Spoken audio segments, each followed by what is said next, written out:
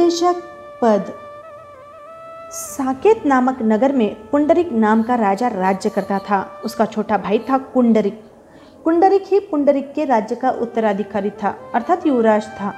दोनों भाइयों में अतिशय प्रीति थी। छोटे भाई युवराज कुंडरिक की पत्नी सुभद्रा अनिंद्य सुंदरी और पतिव्रता नारी थी। एक बार राजा पुंडरिक ने अनुज वधु सुभद्रा का मुक्त सौंदर्य देखा तो वो उस पर आसक्त हो गया।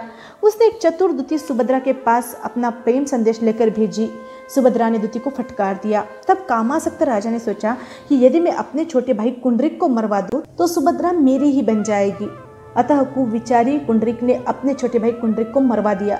सुभद्रा ने सोचा कि यह दुष्ट जेठ मेरे साथ बलात्कार करेगा, मेरे उदर में स्वर्गीय पति का अंश है, अतः आत्महत्या करना भी दुना पाप हो जाएगा।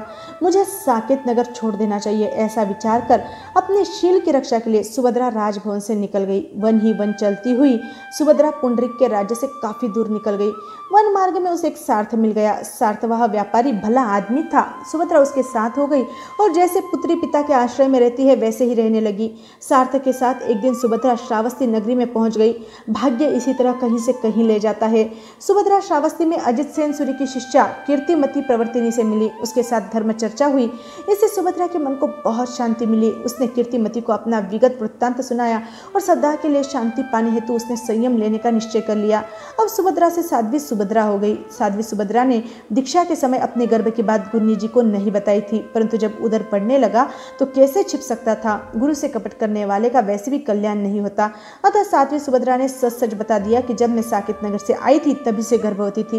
गुरनी ने सहानुभूति के साथ साध्वी सुभद्रा की दुविधा को समझा और एक श्रावक के यहाँ उसके प्रसव की व्यवस्था करवा दी।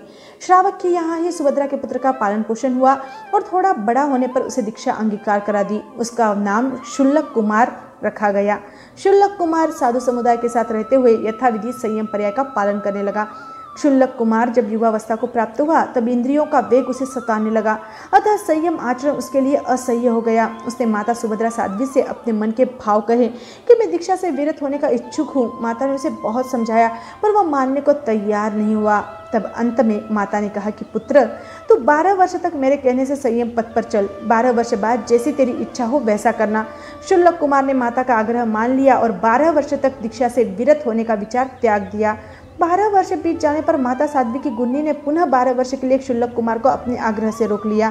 जब ये 12 वर्ष पूरे हो गए तो उसे आचार्य श्री का आग्रह मानकर पुनः 12 वर्ष के लिए संयम आचरण में रहना पड़ा।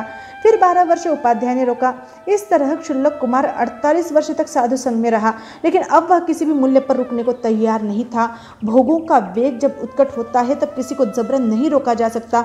शुल्लक कुमार का प्रबल मनोवेग जानकर भी साध्वी सुभद्रा ने उसे समझाया।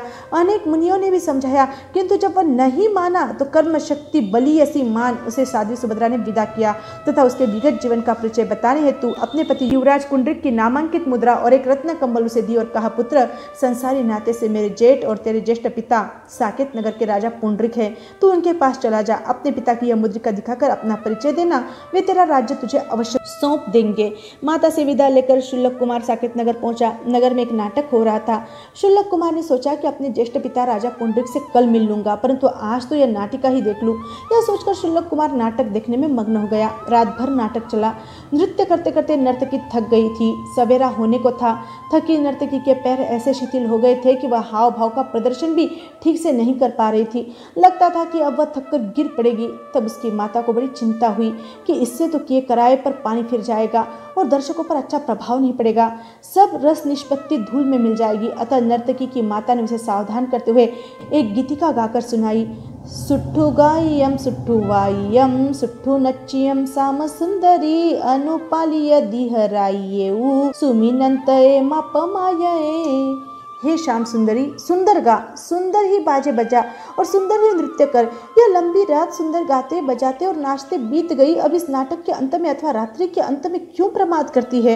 यह गीतिका सुनते ही शुल्लक कुमार ने नटी को 1 लाख स्वर्ण मुद्रा के मूल्य वाला रत्न कंबल दे दिया। यह रत्न कम्बल साध्वी सुभद्रा ने मुद्रिका के साथ उसे दिया था, जो उसके पिता पुंडरीक का ही था। उसके बाद राजकुमार अर्थात राजा पुंडरीक के पुत्र ने कुंडल रत्न दिया। फिर श्रीकांता नामक सार्थवाह की पत्नी ने एक मूल्यवान हार दिया। जयसंधि नामक मंत्री ने सोने का एक कड़ा दिया और राजा के गज रक्षक महावत ने सोने का अंकुश नर्तकी को दिया। इस प्रकार दर्शकों में विशिष्ट इन सभी ने 1-1 लाख स्वर्ण मुद्राओं के मूल्य के उपहार नर्तकी को दिए। दर्शकों में राजा पुंडरीक भी था। उसने सबसे पहले पुरस्कार देने वाले शुल्लक कुमार को पूछा कि तुमने मुझसे पहले रत्नकंबल क्यों दिया। उत्तर में शुल्लक ने अपना अब तक का सब वृत्तांत बताया और कहा कि मैं आपका भतीजा हूँ तथा आपसे अपना राज्य लेने आया हूँ। इतना कहकर शुल्लक कुमार कुछ क्षण मौन रहा और पुनः बोला, लेकिन इस नर्तकी माता की गीतिका सुनकर मुझे प्रतिबोध हुआ है। अब मैं विषय और तृष्णा से मुक्त होना चाहता हूँ। इसके वचन से मैं अब प्रवज्जा में स्थिर चित्त वाला बना हूँ, इसलिए मैंने नर्तकी को रत्न कंबल दिया है। यह सुनते ही राजा पुंडरीक अवाक रह गया। उसने शुल्लक से कहा, हे वत्स, अच्छा है तुम आ गए, यह राज्य तुम्हारा है, इसे स्वीकार करो। शुल्लक बोला, अब तो जीवन थोड़ा ही शेष है, थोड़े समय के लिए मैं अब तक के संयम को क्यों निष्फल करूं। राजा पुंडरीक शुल्लक के इस उत्तर से संतुष्ट हुआ। फिर उसने अपने पुत्र से पूछा, तुमने नर्तकी को कुंडल रत्न क्यों दिया। उत्तर में राजकुमार ने बताया, पिताजी, मैं आपको मारकर राज्य लेना चाहता था, परंतु इसकी गीतिका सुनकर मेरा विचार बदल गया। इसी से संतुष्ट होकर मैंने नर्तकी को कुंडल रत्न दिया था। राजा ने फिर श्रीकांता सार्थवाह की पत्नी से नर्तकी को हार देने का कारण पूछा, तो उसने बताया कि मेरा पति सार्थवाह 12 वर्ष से परदेश गए हुए हैं, अतः मैं दूसरा पति करने की इच्छुक थी। इसकी गीतिका ने मेरा विचार भी बदल दिया। इस तरह मंत्री जयसंधि ने कड़ा देने का कारण बताते हुए राजा से कहा कि मैं दूसरे राजा का मंत्री बनना चाहता था, परंतु इसकी गीतिका ने मेरा भी विचार बदल दिया। इसी तरह जब राजा पुंडरीक ने महावत से सोने का अंकुश देने का कारण पूछा, तो उसने राजा से निवेदन किया, पड़ोसी राजा ने मुझसे कहा था कि राजा पुंडरीक का पट्टहस्ती मुझे सौंप दो या उसे मार दो तो मैं भारी पुरस्कार दूंगा, लेकिन गीतिका ने मेरा विचार बदल दिया कि थोड़े से स्वप्न के लिए क्यों इतना पाप कमाऊं।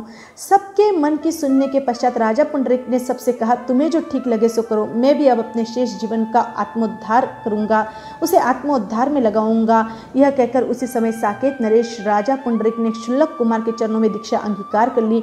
राजा के साथ ही श्रीकांता, मंत्री, महावत आदि सभी ने शुल्लक कुमार से दीक्षा अंगीकार कर ली। सभी नवदीक्षित मुनियों के साथ मुनि शुल्लक कुमार विहार कर गए। उत्कृष्ट संयम का पालन कर आत्मकल्याण किया। जय आनंद।